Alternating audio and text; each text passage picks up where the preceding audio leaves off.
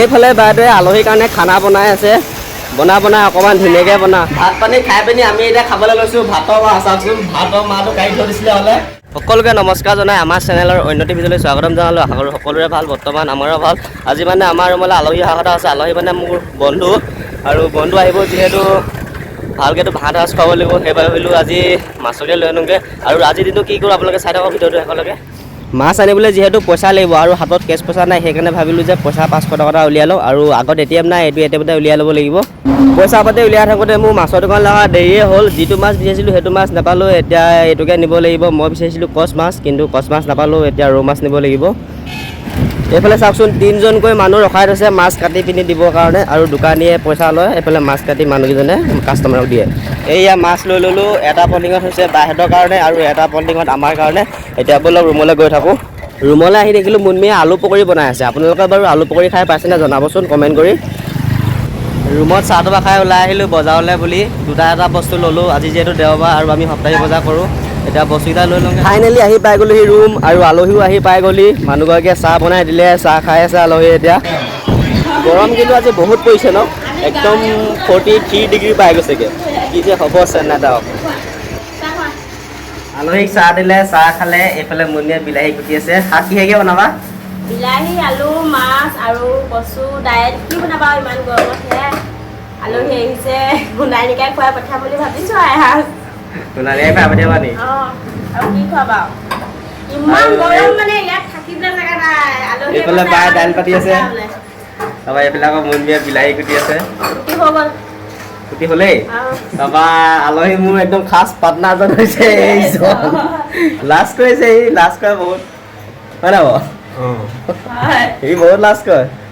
হয়, আজি আমি ফুৰিবলৈ আহিছোঁ। কি ক'ম মই? কি ক'ম বোলে, কিবা এটা ক। আহিছোঁ, তাকে ভাল লাগিছে জেগাবিলাক। এইফালে বাইদেৱে আলহীৰ কাৰণে খানা বনাই আছে।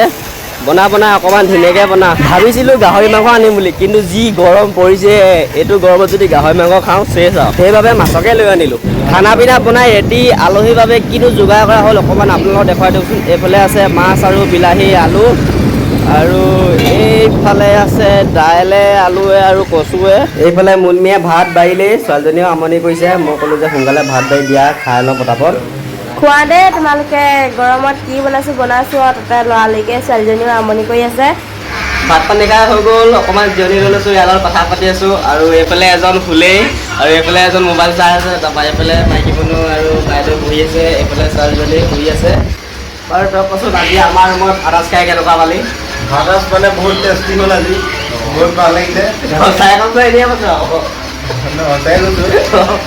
বাৰু যি কি নহওক, ভাত সাজ খাই ভাল পালে বেয়া পালে ইহে জানে। আৰু মেইন কথাটো হ'ল, ইয়াৰো এটা ইউটিউব চেনেল আছে। ইউটিউব চেনেলৰ নামটো কৈ দেচোন।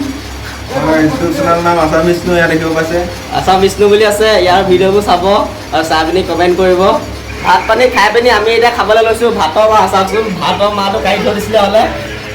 ধেমালি কৈছোঁ দেই, ভাতৰ মাহ নহয়, এইটো হৈছে ৰহি। এতিয়া আমি ৰহি খাম, যিহেতু বহুত গৰম পৰিছে।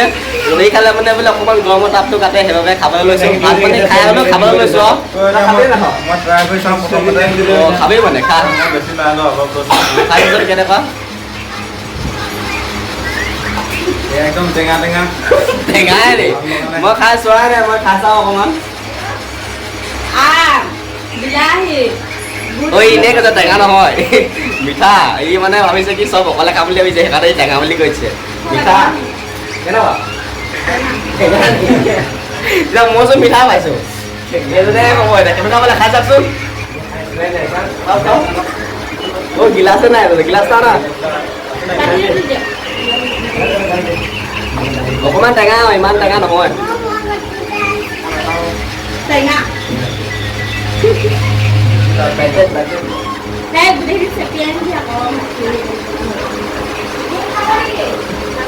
এইজনে একদম পানী মৰা আগতে মাৰিছে আৰু। কেনেকুৱা? এইজনে কৈছে মিঠা বুলি। আলহী খাই বৈ ৰেডি, দেখিছেনে যাবলৈ ওলালে। মই অকণমান আগবঢ়াই থাকোঁগৈ। আজিলৈ ভিডিঅ'টো ইমানে আছিলে। যদি চাই লাইক কমেণ্ট সাবস্ক্ৰাইব কৰিব। ধন্যবাদ।